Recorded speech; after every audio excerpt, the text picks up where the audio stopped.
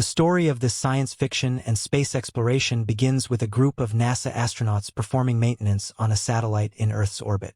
Their mission is to repair failed systems and send reports on the satellite's functioning parts back to the headquarters on Earth. Each astronaut is highly skilled in their duties. Two of them, wearing spacesuits, are working on the satellite's exterior, trying to complete the task as quickly as possible so they can return to Earth. Among them is Kowalski, the head of this project. Kowalski has led numerous missions with various crews, but one peculiar habit of his often bothers his teammates. He frequently repeats the same stories he's already told. Despite finding this annoying, the teammates have no choice but to listen, as Kowalski is their senior. Joining Kowalski is Dr. Stone, another astronaut who specializes in system analysis. She was brought along to help expedite the work. However, this is Dr. Stone's first experience performing satellite maintenance in space. She is accustomed to repairing satellites on Earth, so she faces some challenges adapting to this environment. While working, Dr. Stone shares her feelings with Kowalski. When Kowalski asks how she feels, Dr. Stone remarks that one of the best things about this environment is its absolute silence. The calmness here is unmatched by anything on Earth, as sound waves cannot travel in the vacuum of space. Unlike Earth, where a medium exists to carry sound waves, space lacks such a medium, making it free from any noise. Kowalski is delighted by Dr. Stone's reflections on this unique experience, appreciating her perspective on the serenity of space. They just needed to confirm if Dr. Stone was enjoying her experience with them. By this time, most of the major tasks on the satellite had been completed, leaving only minor system maintenance to wrap up.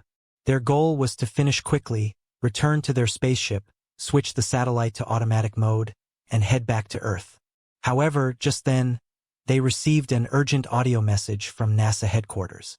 The message instructed them to immediately cease all work, return to their spaceship, and begin their journey back to Earth. The reason?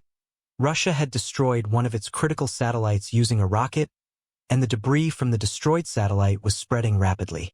This debris had also damaged several other satellites, creating an even larger field of debris. The underlying issue was that Russia had been conducting highly secretive missions. To prevent any other nation from accessing their satellite's information, they had deliberately destroyed it using missiles and rockets. However, this created a major problem for other astronauts. The debris from the destroyed satellite was now orbiting Earth at high speeds, so fast that if it hit someone's body, it would pierce right through. This was why NASA's headquarters urgently ordered all astronauts to return to Earth. Kowalski and Dr. Stone didn't fully grasp the gravity of the situation initially, but began following the command step by step. Kowalski also warned the rest of the astronauts to remain inside the spaceship. Unfortunately, it was already too late. Large chunks of satellite debris began colliding with their spaceship, causing massive destruction. Some of the debris struck the panel where Dr. Stone had mounted her feet. This led to a terrifying situation. Dr. Stone became separated from the main spaceship and started spinning uncontrollably in space. Since space has no medium to resist motion, any unwanted impact causes objects and people to keep spinning endlessly in zero gravity. This continued until the motion stopped or the object disintegrated. Dr. Stone had no idea how to save herself. She was exhausted from the constant spinning and consuming oxygen at a much faster rate. At this critical moment, Kowalski guided her, instructing her to release the belt attached to the platform. He warned that if she didn't, she would drift further into space, beyond rescue. Following Kowalski's instructions, Dr. Stone released the belt, but due to her current motion, instead of moving toward the satellite, she drifted even farther away. Dr. Stone was now lost in the vast expanse of space.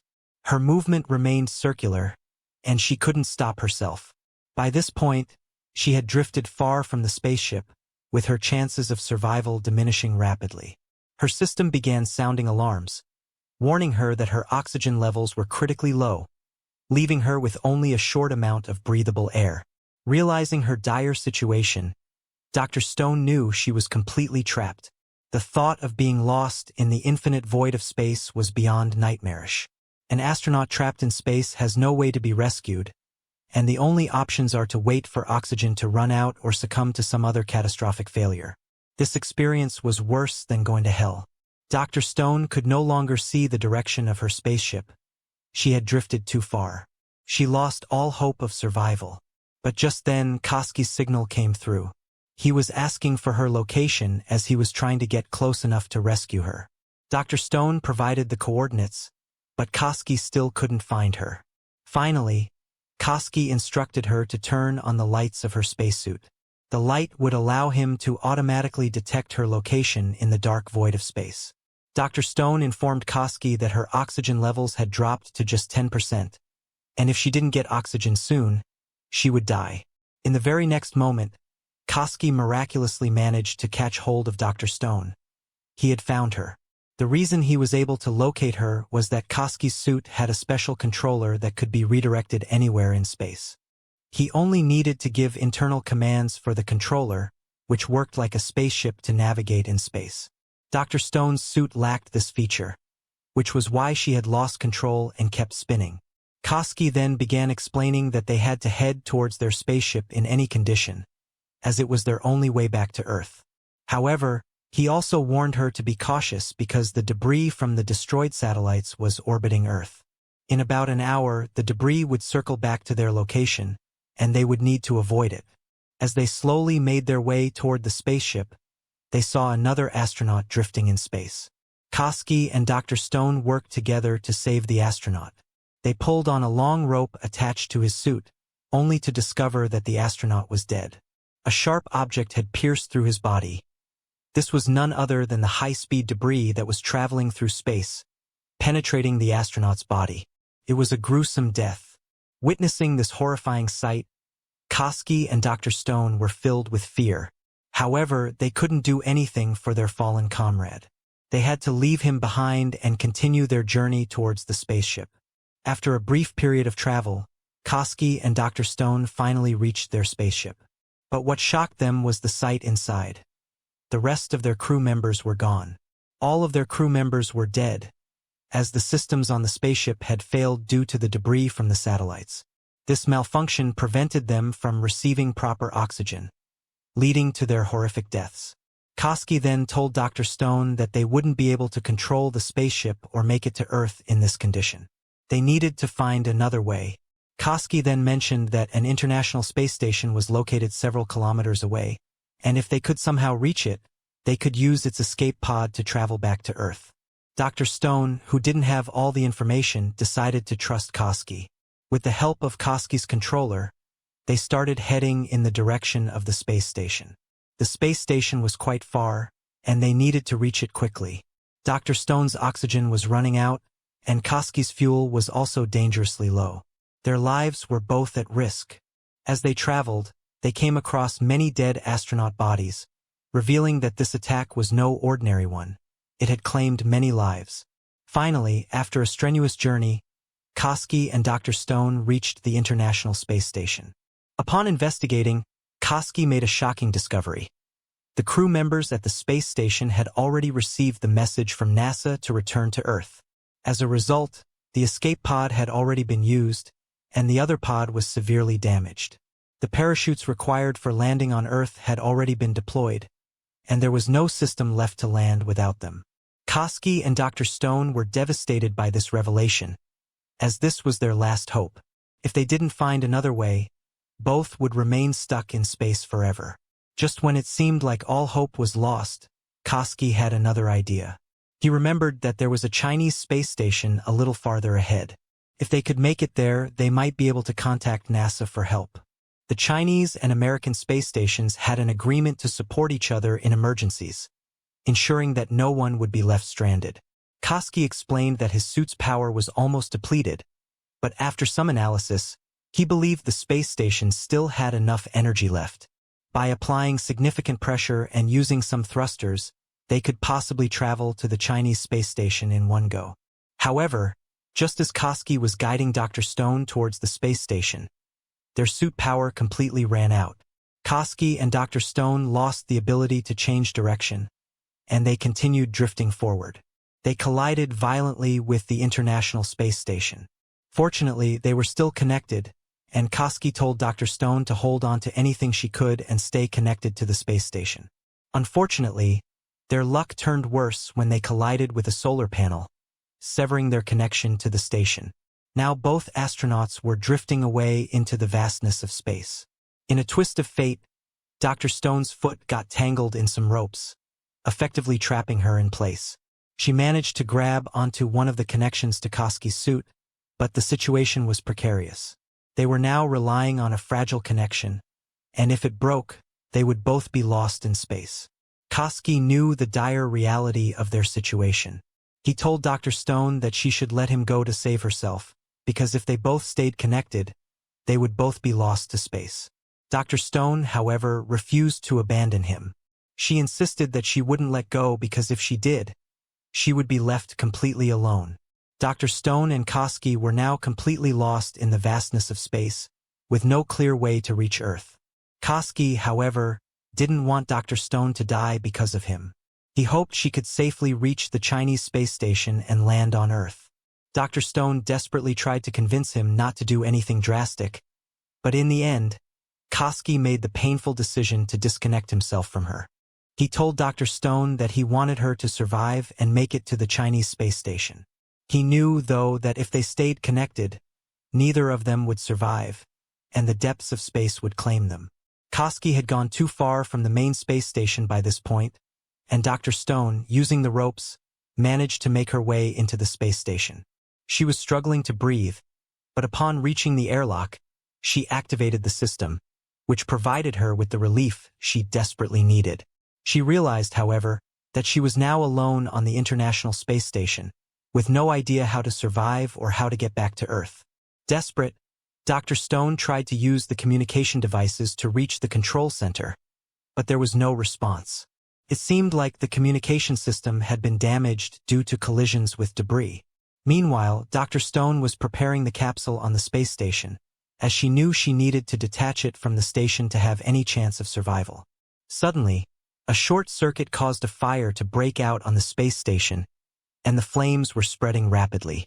Dr. Stone was completely overwhelmed and didn't know what to do. In a panic, she rushed into the capsule, determined to detach it from the main space station and escape the fire before it consumed everything. If Dr. Stone hadn't acted quickly, the fire would have spread to the capsule, leaving them with no way to escape. She felt a bit relieved now that she had the capsule, believing that she could make it to the Chinese space station. However, as she moved further away from the main station, she realized that the parachute tethered between the capsule and the space station had become stuck. This prevented the capsule from moving forward. Instead, the capsule began drifting back toward the space station, where it would inevitably crash into it and be destroyed. Dr. Stone refused to let that happen. She fought to regain control of the capsule, and after a while she succeeded in steering it. She then put on her space suit and ventured outside to disconnect the parachute. As she worked, Dr. Stone realized that in about an hour, the debris from the destroyed satellites would be heading back toward her. The thought of it added even more dread to her already perilous situation. After successfully detaching the parachute, she quickly returned to the capsule and activated the airlock system, ensuring that she was safe inside. But when she tried to move the capsule forward, the thrusters failed to work. Upon investigating the system, she found that the fuel was almost depleted, leaving her unable to move. This discovery made her head spin, and she desperately tried to contact the command center. Eventually, she managed to make a connection, but it wasn't the command center. She had connected to some random person who couldn't help her in any way. Feeling hopeless, Dr. Stone didn't know what to do next. All her resources were exhausted, and the communication devices were malfunctioning. She realized that all the troubles were converging at once, and she had no idea how she would ever reach the Chinese space station or survive this nightmare. Dr. Stone's mental state had deteriorated so much that she had decided to end her life. She intentionally shut off her oxygen supply, hoping to die quietly. During this moment, she began hallucinating where she saw Kowalski. Even in her subconscious state, Kowalski was motivating her, reminding her of the promise she made to him to survive and safely return to Earth, no matter what. He urged her not to give up, to stay alive and fulfill that promise. Suddenly, Dr. Stone regained consciousness. She quickly turned her oxygen supply back on, realizing she still had a reason to live, to fulfill her friend's last wish. Shortly after, an idea struck her. She decided to use the landing process used for Earth re-entry to help propel her capsule forward in space. By tilting the capsule, she could use the solar radiation and waves to move toward her destination. Her plan worked perfectly, and the capsule began heading steadily toward the Chinese space station.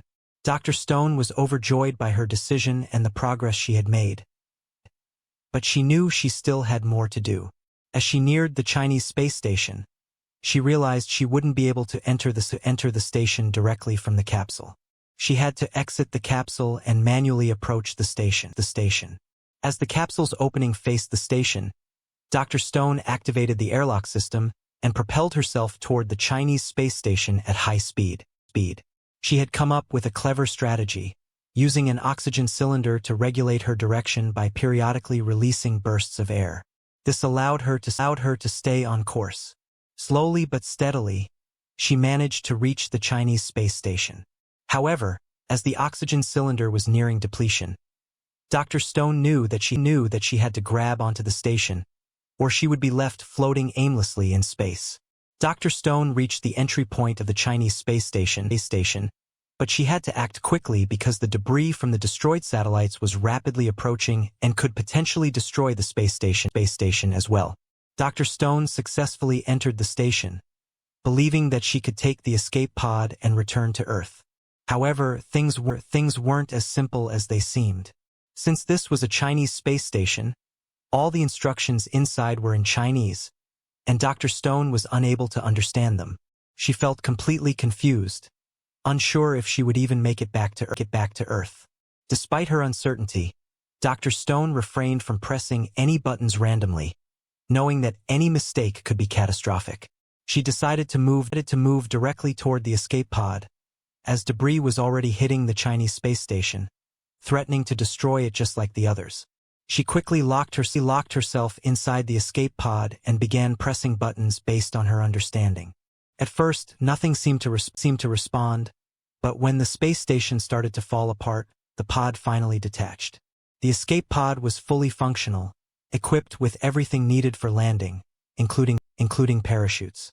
Slowly, Dr. Stone started her journey out of Earth's orbit and into its gravitational field. Along the way, she passed several pieces of debris from the space station, which might burn up upon entering Earth's atmosphere. Dr. Stone was in a critical situation, with the landing being the most important part of her journey. As she approached Earth's atmosphere, the speed and heat began to rise dramatically. The escape pod's temperature soared to dangerous levels, and many of its systems were malfunctioning. However, the pod had been designed to withstand extreme conditions, ensuring that Dr. Stone would remain safe despite the intense heat. As the escape pod descended toward Earth, Dr. Stone had to rely on every ounce of her training and will to survive, hoping that she would make it safely to the surface. Dr. Stone carried only one feeling in her heart, that she would not die. No matter what, she had to fulfill her friend's last wish and make it to Earth. With that resolve, she closed her eyes, and soon it was revealed that her escape pod had safely reached Earth, crashing into the ocean. Dr. Stone tried to open the pod's door to get out, but the pod was too heavy, and it began sinking into the water. In a desperate attempt to survive, she managed to open the main door and get out, but the suit she was wearing was weighted, making it harder to stay afloat. She started sinking, but she made the quick decision to remove her suit and swim upward. For the first time in a long while, Dr. Stone experienced Earth's nature, something she would never forget. She had never imagined that she would make it back alive. In that moment, she realized that no matter how vast and endless space might seem, even the smallest mistake could turn it into hell. As humans, we are like mere specks in the grand scale of the universe. Dr. Stone's landing was detected by the command center, and they were quickly preparing to send a rescue team. For a brief moment, Dr. Stone stood outside, taking in the beauty of Earth's nature. She felt an overwhelming sense of gratitude for her planet, realizing that no matter what happens, Earth is the best place. Perhaps, after all the terrifying truths of space, Dr. Stone would never embark on another space mission. She sat there for a long time, reflecting on everything. And that's where our story ends.